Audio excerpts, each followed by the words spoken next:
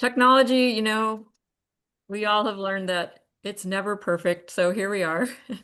I'm Sharon Daly, and I want to welcome you to the reading of the 2025 summer edition of the Solitary Plover. Before we begin, I want to thank the Friends of Lorine Niedecker, the poetry editor, Peggy Turnbull, the copy editor, Kelly Rowley, and Michael Wendt, who is from Woodland Pattern, who is at the helm of our technology needs tonight. Thank you so much for being here to do that. The Friends of Lorine Niedecker is a nonprofit corporation whose goals include preserving and expanding the legacy of Lorine Niedecker, as well as offering educational materials, access to archives, a semi-annual newsletter, and events. For more information and to join, if you aren't a member yet, there is a link in the chat to the website. So I welcome all of you tonight, and I know we're excited to hear the poets read their work from this edition. Just a few directions about how the poetry reading is going to be organized tonight. I am going to send right now. This is mostly for the poets who are reading, but anyone can look at the document. But um, let's see, where am I?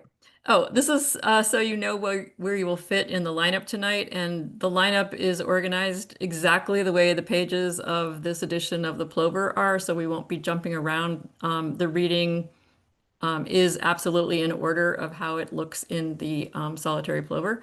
So tonight, Michael will be doing screen sharing so that as the poets read their work, the audience will be able to see the poem printed on your screen, which really helps us look at the line breaks and the interesting way that some of these poems are laid out. I'm going to announce a group of 4 to 5 poets. And again, if you look at that Google Doc, you'll see how the groupings are. And one of the things we're going to try tonight as we our audience members and poets is to have a community of celebration. And so after each group has gone, we're just going to take a 1 minute break. And I ask if you would just refrain from posting any um, celebrations in the chat um, until that break happens. Then we can really focus on every poet's words. And then when that break happens, whatever struck you with hearing the poets read, you can send a lot of poetic love to them during that 1 minute break, and then we'll be ready for the next group to start. So we ask that everyone keep your microphones muted for the duration of the reading, and poets who are reading, please remember to unmute yourself before you start. I know that's always hard to remember. And then when you're finished, you can mute again. And we have invited poets, if they want to after they read their poem, to have a selection of a short Lorine Niedecker poem, if you would like to do that. Let's see, where else am I? Oh, if you're reading tonight and you have a short haiku that is in this edition, because haiku are, they go by so fast, please feel free to read your haiku twice so that we can really appreciate those small amount of syllables. All right. Let's see. Some of the poets that were in this edition were not able to join us tonight, and so I will be reading the poems for the people who are not here. And if you responded to Peggy that you were not able to join, but you are here, I think I have everyone down for that. But if you are here and you didn't respond, just put your name in, and I'll make sure that I check you off so that I don't read your poem instead of you. All right. If you want the audience to see you while you're reading, make sure your video is turned on, but that's totally up to you. So we want to thank everyone for being here tonight and celebrating this summer issue of the Solitary Plover. And now we'll be starting with our first group of poets. So we have John Levy, Katrina Surwey, Wendy Vardaman, and Mary Weiner, who's not here, and I'll be reading for her. And if Katrina's not here, I will also read for her. So John, whenever you're ready, you can unmute and take it away. Ready. I'd All like to right. be disobedient, and Yes. I'd like to read the Lorine Niedecker piece first because I refer to this poem. Oh, absolutely. Yeah. Okay, so it's in North Central. It's from the poem Lake Superior. And for people who have Jenny Penberthy's collected works, and if you want to open the book to that page, it's page 234 on the bottom of the page. Ruby of Corundum, lapis lazuli, from changing limestone, glow apricot, red-brown, carnelian sard, Greek named, Exodus antique, kicked up in America's Northwest. You have been in my mind, between my toes, agate.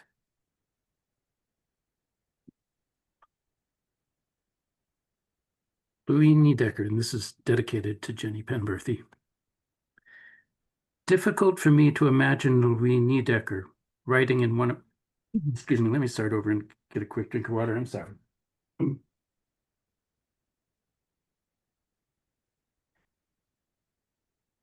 Difficult for me to imagine Lorine Niedecker writing in one of her poems that anything is inferior. In Lake Superior, she writes about what is on her mind, while between my toes, agate. Back at home, she also observed and observed, as when she wrote during the second day of August in 1950 to Louis Zukofsky, "What's more wet-looking when it's wet than a rat?" This was when another flood was subsiding. This was home.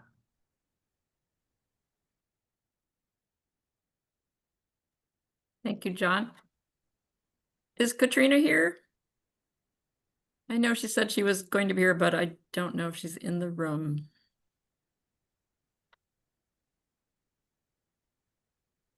Okay, so I'll read for Katrina. Her first poem is entitled In Between, Ice Age Trail, Clover Valley segment. I grew up on a gravel road connecting a dirt road to a paved road, the space between wild and civilized. A compromise I walk today down this Clover Valley fence row, where fields of cut corn stalks split for a tree line of trail. Tidy round bales stop at rusted barbed wire, trying to hold back burdock and hound's tongue. Their seeds lick my pants legs, stick like thoughts I don't want to carry to a new place and strip away before I traverse moss boardwalk over water, hovering minnows between roots, in sand and seaweed bottom stream that flows this crack in the land with life, for the happy chickadees and hunting hawk, the blue sky over us all. My steps do not disturb the half-tamed does gleaning. No kernel is wasted in this narrow place, where scraps of civilization transform into something wilder I've been missing. Katrina has 3 in this edition, so the next one is Acorns, Ice Age Trail, John Muir Park segment. Fall flips cold to warm and lazy, seeps into my walk, sandy toe slow under oak canopy, acorns thunk, awake my instinct to harvest, gather up the happy for harder days. I collect picture after picture, looping lake trail views, toast my skin in sun, savor seed-baked air, squirrel away today to hold warmth through the cold season.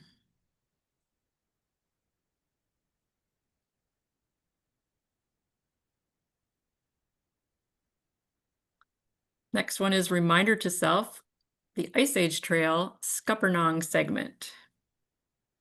Think through the soles of your feet.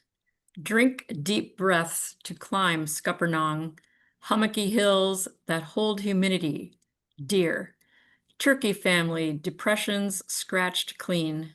Stop and write in the shady logbook by the bench. Look into layers of leaves and leaves. Don't move too fast, or the poems can't catch you. Let yourself be caught in the lure of side trails. take the extra trip to Paradise Springs, marvel into Dolomite, blue reflections of rainbow trout, and try the peppery watercress, wild in the stream and crisp in your mouth.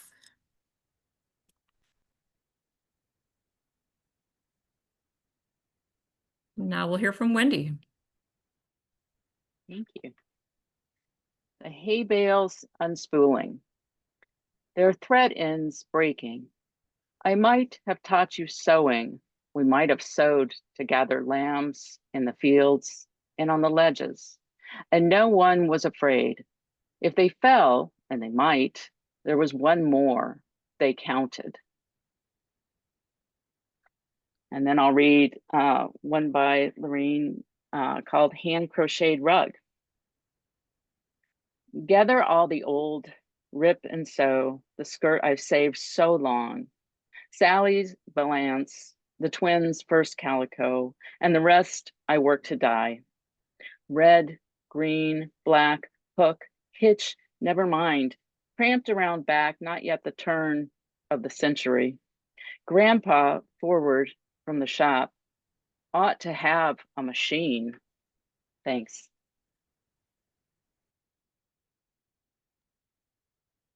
Okay, and one more in this group before we take our 1-minute break to put some poetic celebration for these poems in the chat. The next one is from Mary Weiner, who's not here tonight. And I'll read it twice. It's a short haiku.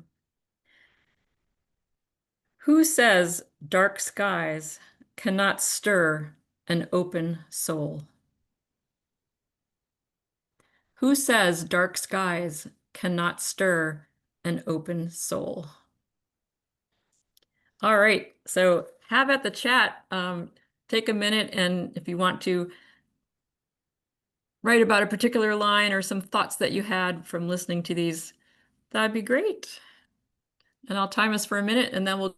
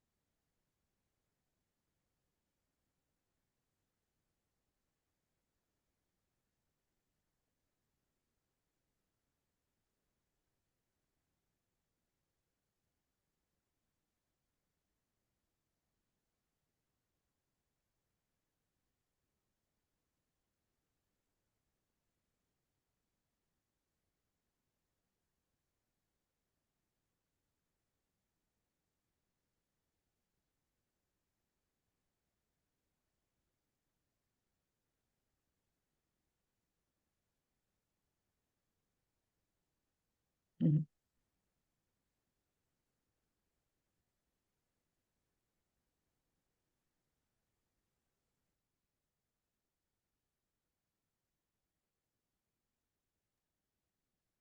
Okay, our next group of poets is Gary, Meg, Maureen Scott Harris, John R.C. Potter, and C.J.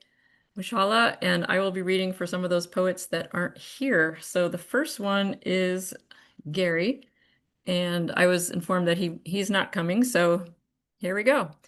A series of 3 haiku.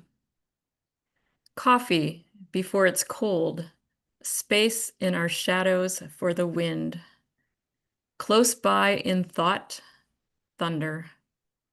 Melting snow, a warning flag for buried power lines.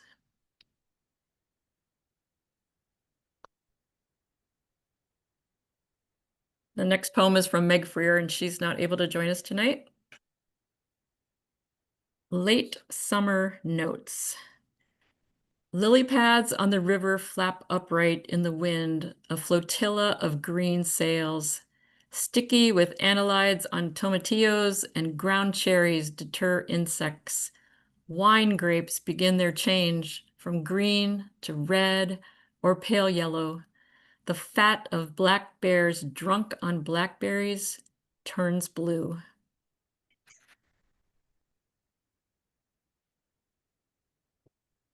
And next up is Maureen.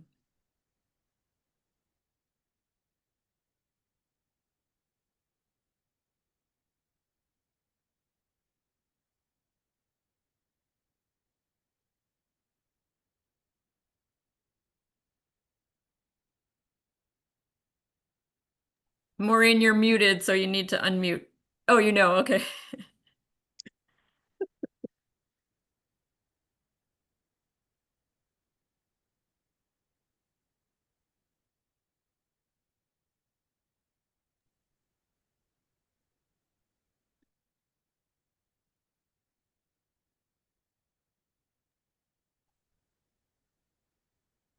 Can you hear me now?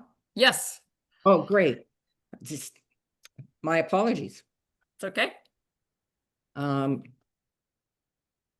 And thank you. This is a new gathering for me and new people. It's a pleasure to be here. Gathering last year's weeds. Shadows stretch over rumps of hills. Awash in the grasshopper buzz of clay-colored sparrows, I walk in the long evening light, my head full of Thoreau's long thoughts on the dispersal of seeds. I wish I were wearing Thoreau, slipping his knowledgeable hands like worn gloves over mine. I'd use his fingers to snap these brittle stalks, bone-smooth remnants in extraordinary shapes, nameless ghosts, weathered to uniform gray-white. And I'd like to read a tiny one from Lorine. It's one I read over and over again because it offers so many possible readings. It's along the river. Along the river, wild sunflowers over my head. The dead, who gave me life, give me this. Our relative, the air, floods our rich friend, silt. Thank you.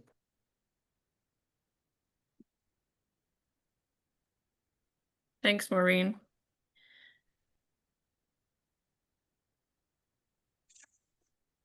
So the next poem is by John R.C. Potter, who could not be with us tonight. It's called Her Name Has Germanic Origins, a tribute to Lorine Niedecker. Niedecker comes from the German and of pre-Volga origins, with nie meaning never, but was bedighted Decker? A person who covers a roof with tiles, the way you laid a path with your poems, writing your life in words, quietly, both plover and poet, in a cabin on Black Hawk Island, your legacy forever imprinted due to what you penned, and your precise pin to place. And next up we have CJ. Thank you. Should I read mine first or Lorine's? Can't hear you. Whichever you prefer. Oh, okay. I'll start with mine then. Yeah. And I apologize for Muchkar. That's the beginning of my email, and I don't know how it got on as my tag. Mist, drizzle, downpour. On the 5th September day of rain comes a longing for December's crisp glitter. And the poem I found from Lorine, which I think is wonderful, is called The Park, a Darling Walk for the Mind. A sense of starlings musing on robins. Green statue, burns, near abandoned steepled railroad station, lakeshore silence. Glass box, mushroom, with stairway stem, art museum. And townward, the taverns.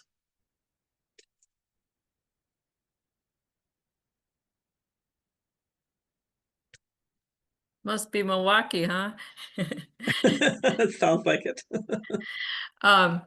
Thank you. That was the second group of poets and poems. So let's take 1 minute to show some appreciation in the chat, and we'll come back with the third group in 1 minute.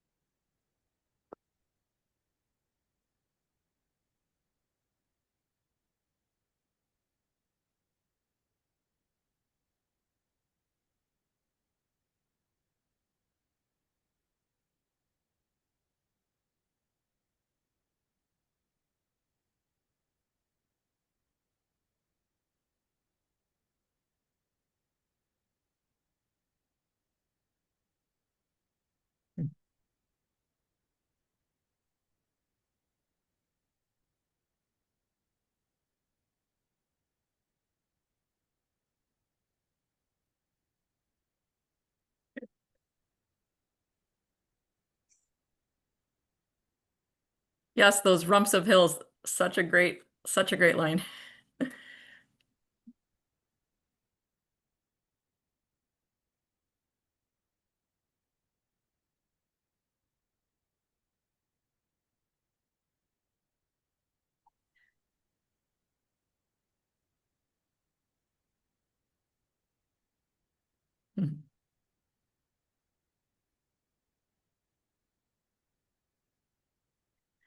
So in our next group of poems, I'm sorry, yes, our next group of poems and poets, the first one is the longest poem in the edition of the Plover, and it's by Stuart Ross, and he could not be with us tonight, but he sent a video which Michael Wendt has queued up for us, and so he will share the screen so that we can hear the video of Stuart Ross, and then that will be followed by Michael. And Mary Rowan and Georgia Reismeyer are not here tonight, so I will read theirs and then we'll take another 1 minute break. So here is Stuart. Hi there, I'm Stuart Ross from Cobourg, Canada, though right now I'm in Montreal. And I'm really, really thrilled to have a poem in Solitary Plover. It's a real honor. I'm going to begin by reading a poem by Lorine Niedecker, and then I'll read my poem. Along the river, wild sunflowers, over my head, the dead, who gave me life, gave me this, our relative the air, floods, our rich friend, silt.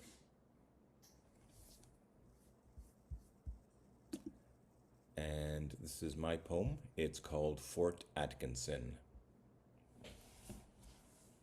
Maybe I'll just give you a tiny bit of background here. Nelson Ball, who this poem is addressed to, was a great Canadian poet, a minimalist, a huge fan of Lorine Niedecker's work, and her work really influenced Nelson's work.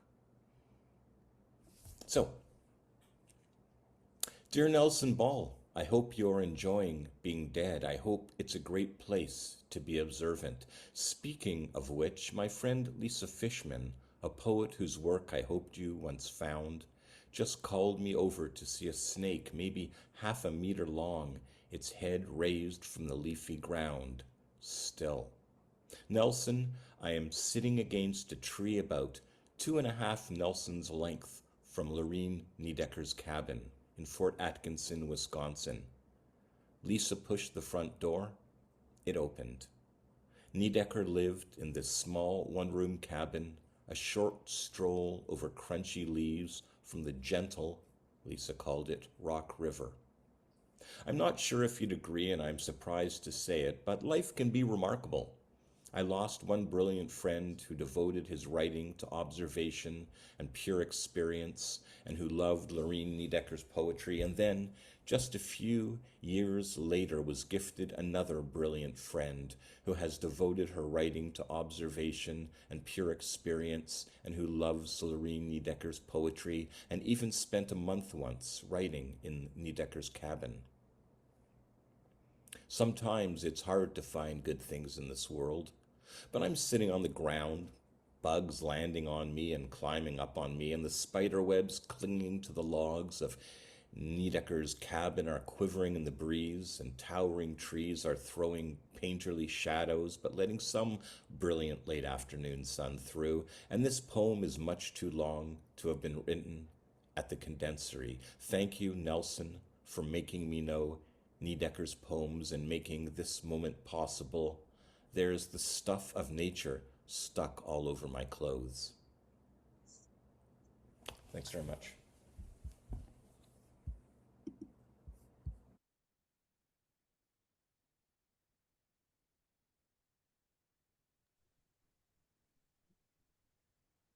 And next up we have Michael.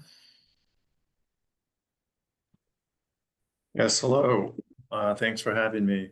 I also am going to read the Lorine Niedecker short poem first because my poem actually incorporates it in the form of a golden shovel. And if you haven't encountered the golden shovel form before, this is a poetic form that was invented by the poet Terence Hayes, maybe about 10 years or so ago now, where he incorporated all of the words from Gwendolyn Brooks's short poem, We Real Cool, subtitled The Pool Players 7 at the Golden Shovel, and put each word of the poem at the end of a line and sort of then expanded on the idea to write his own original longer poem. So I've done that with Niedecker's short piece called We Are What the Seas Have Made Us, which is actually in Traces of Living Things in the TV section.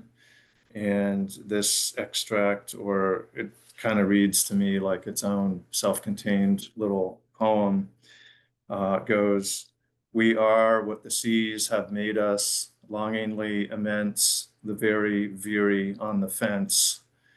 So then the challenge is, how are you going to use all those words at the end of your own lines? And especially when you've got something weird like veery, which fans of Niedecker probably know is a particular bird. So I did something different from that with that. And I'll also say that it's an acrostic, reading down the left-hand side, first letters. So my poem is called For Lorine Niedecker, and it is a golden shovel. Leaving the leafy shore again, we open to a field where spores are ripening and the stars suggest not what is going to happen, but instead the now liquid night, the lapping seas ever receding, and yet all that we have. A way is thus made, not of essence, but a mere unfolding of us. It's the song of a thrush calling longingly, each little note somehow immense. Dense the grass underfoot, the evening dew, our morning's map, very clearly of the sinuous, swervy, veery kind. The dew, its own sort of sea on every green blade, and wet in the rinse of it, we sink under the fence.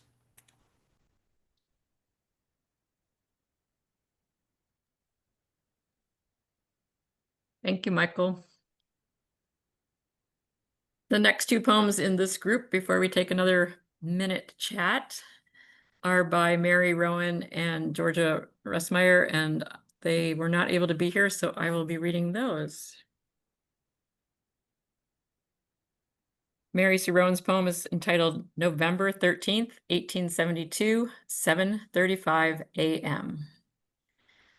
An astronomer has calibrated the exact date and time of day when Monet painted Impression Sunrise. I consider Earth's predictable position in the universe.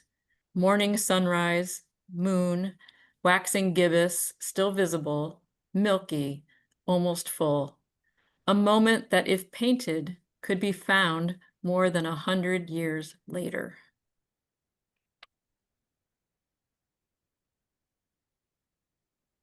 And Georgia Ressmeyer's poem is called Is. This is not the start of a question.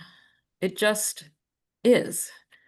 Acquiescing in giving, upgiving, no, and yes. Malignant sky, raindrop constellations punched on a screen. Then, clouds surrendering to smears of blue, also leaves, gold, red, green, switched on, unaccountably lit. The street gleams, everything, as always, is, including this. And we'll take a 1-minute chat to put your thoughts on that group of poems and poets in the chat.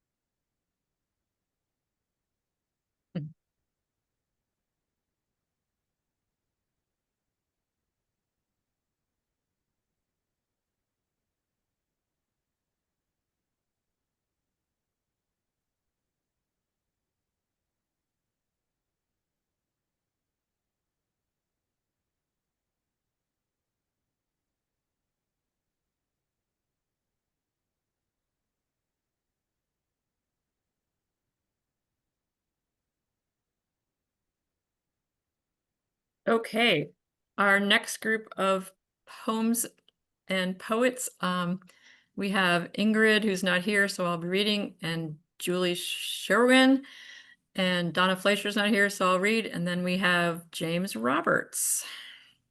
So let me just... This is an interesting poem for me to read. I had to like say, how this is supposed to sound like a bird. All right, Neurogenesis. Love me, love me. Oh, they still stop me in my tracks, quicken my wintered heart, the melting crystal notes of resilient chickadees, their love and light and letting go.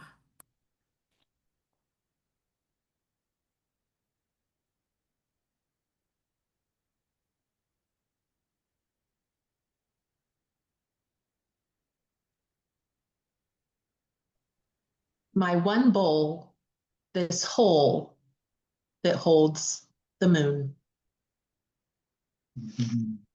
And then an equally short one by Lorine.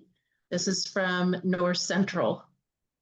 The smooth black stone I picked up in True Source Park. The leaf beside it once was stone. Why should we hurry home?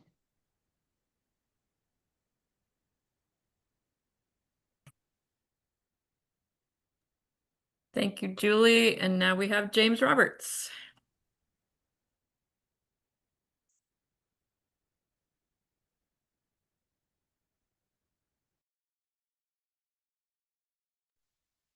Hi, I thought we were doing Donna Fleischer next.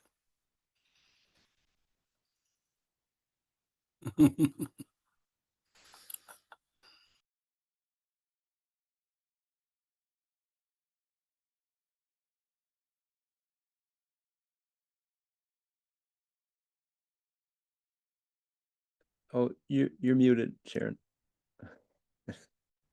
You know what, James? Your poem's up there, so thank you for reminding me I skipped Donna Fleischer. So why don't you go since you're all queued up, and then we'll just backtrack up one poem and I'll read Donna's. Thank you. Okay. Dark spaces. We live in the same black closet and call it home.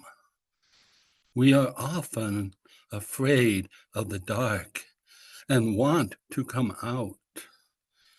We never know when our monsters will rise and find us palatable. And then I have one of Lorine's. Promise a brilliant funeral. Travel, said he of the broken umbrella, innovates the point of stop. Once indoors, theology, for want of a longer telescope, is made of the moon woman passing amid silk nerve thoughts in the blood. There's trouble with the moon makers' union, the blood makers' union, the thought makers' union, but the play could be altered. A man strolls pale among zinnias, life and satin sleeves renounced. He is intent no longer on what directions herons fly in hell, but on computing space in 40 minutes, and ascertains at the end of the path, this going without tea holds a hope of tasting it. Chalk faces going down in rows before a stage have seen no action yet. Mr. Brown visits home. His broker by telephone advises him it's night, and a plum falls on a marshmallow, and sight comes to owls. He risks 3 rooms noisily for the brightest sconce. Rome was never like this.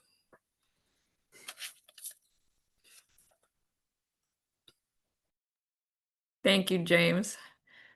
Now I'll go back to the poem by Donna Fleischer that I mistakenly skipped.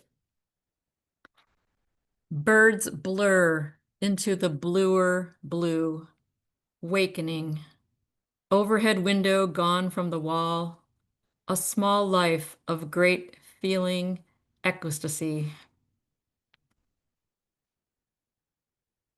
All right, and we have a 1-minute break for chat comments, and then we will get to our last group of poets.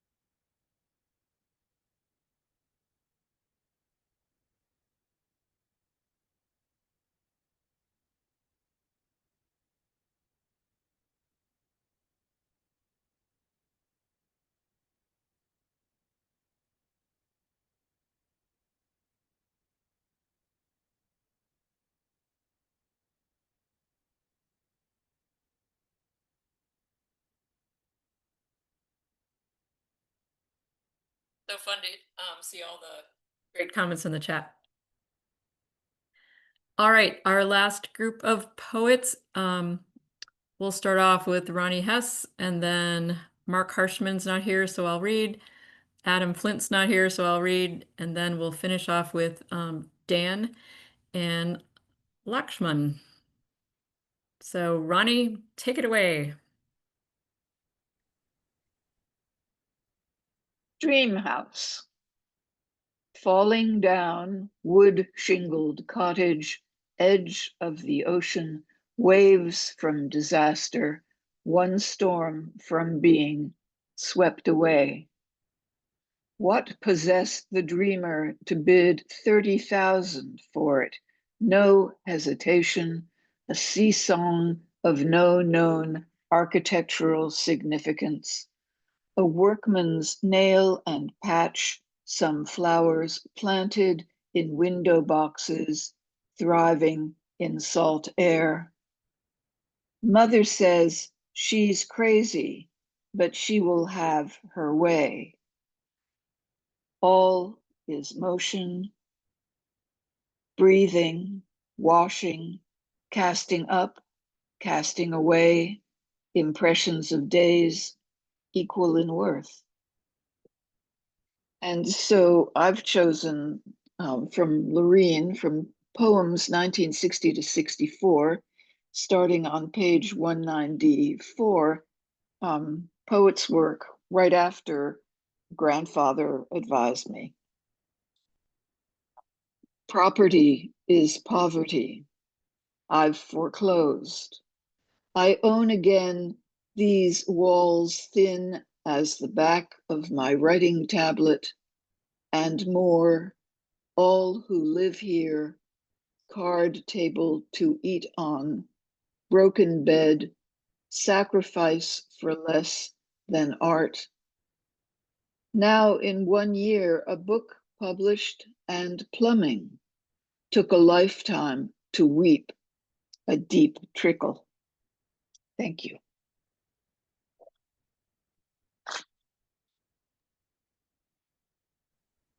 Thanks, Ronnie.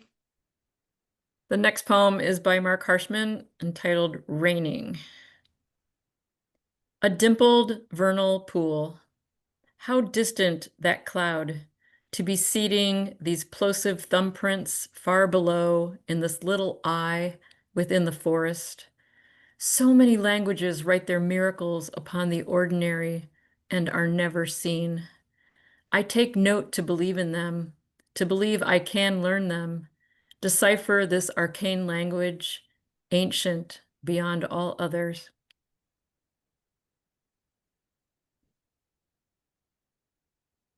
And the next poem is by Adam Flint, Trinket. I'll read it twice since it's a short haiku. Slope bedewed, I dote amid one lone magpie flummoxed in the trove. Trinket.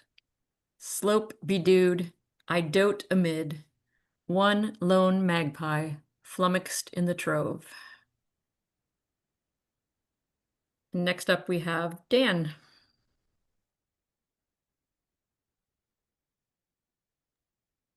Thank you for this beautiful evening. Around, I can manage. But when the river comes up in full floodedness, that moment, taken, not deported, taken. Yes, your boat tied to steps, but so much flooding the zone will never flower. Spring anemones will not SOS the stars for courage to brown cottage turtle this flood. Fascism flooded the bishop's full days, all proclaiming some flood damning thing. A dog at night, barking nonsense as if Han Shan, a Eucharist through the window. And a beautiful little piece by Lorine that I found in Hummingbird magazine.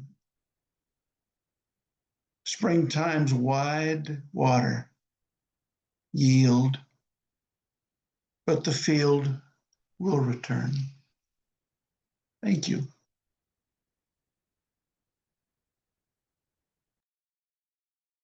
Thank you, Dan. And now our last poet this evening is Lakshman, and then we'll take a 1-minute celebration in the chat. Okay, so this is a poem in the form called Renge.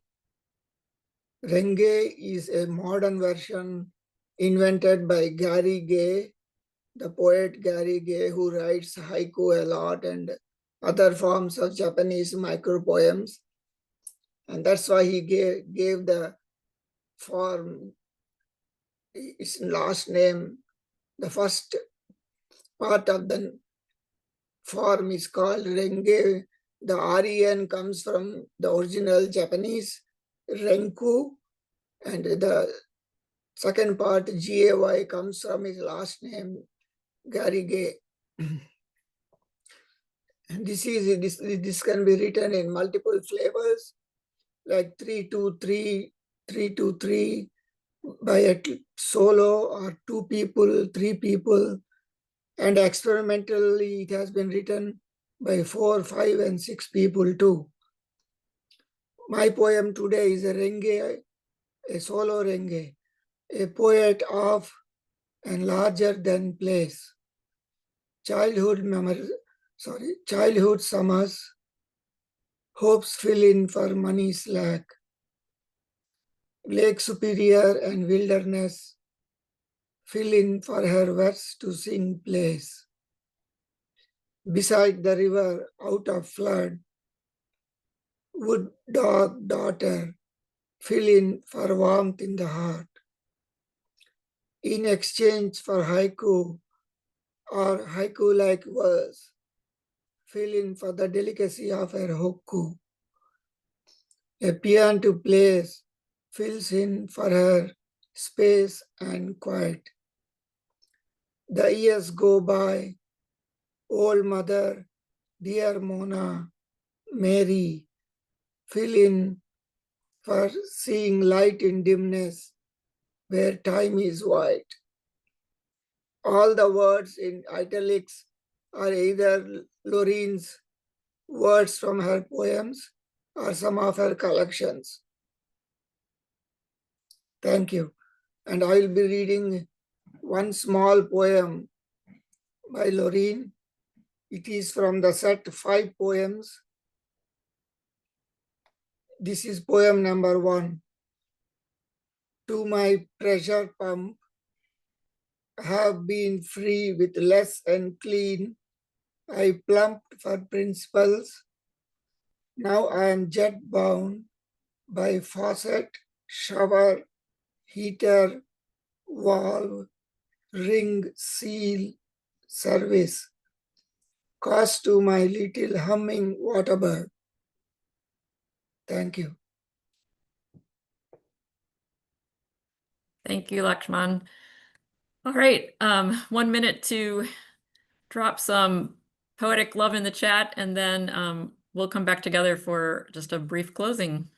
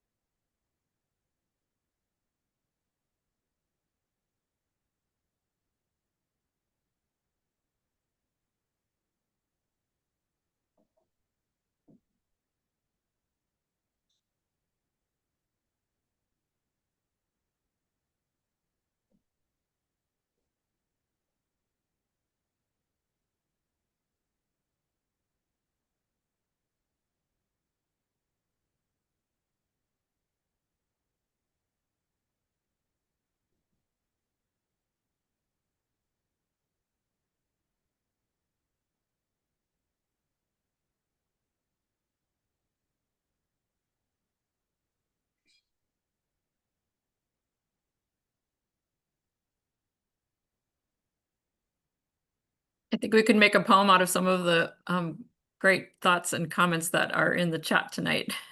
It'd be a great group poem of love to all the poets and poems that we've heard tonight.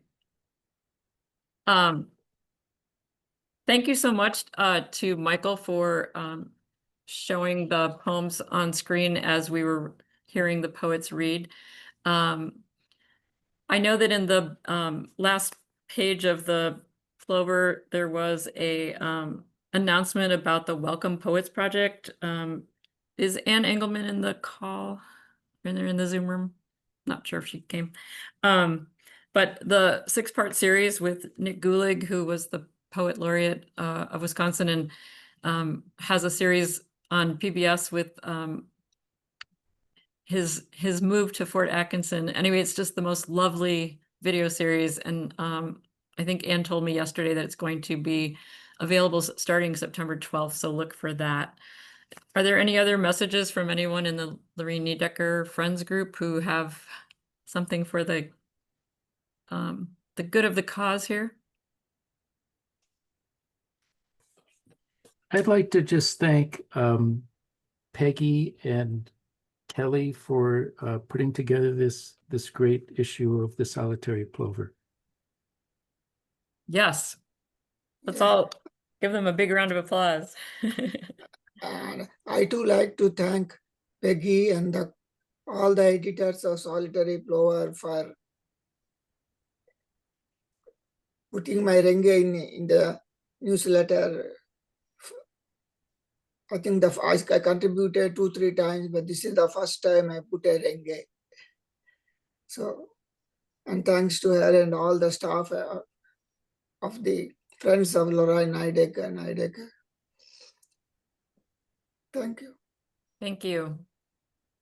Well, we want to thank all of you for joining us tonight, and we hope to see you back for the winter edition reading. Imagine that, as we're in the last throes of summer here, thinking about a winter edition. But we hope to see you then, and have a great rest of your evening, and have a lovely fall, and keep submitting poems.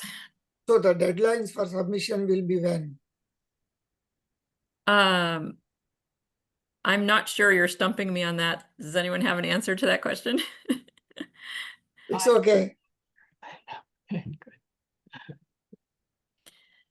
I'm sure it'll be posted on the Okay. on the site for the Friends of Lorine Niedecker. Yes. Yeah. Okay. Yeah. Thank you. Yes. All right. Thanks again to all of you, and thanks, Michael, for our tech support tonight. It was great to see you all. Thanks all who came and listened, and thanks for the poets who read. Thank you.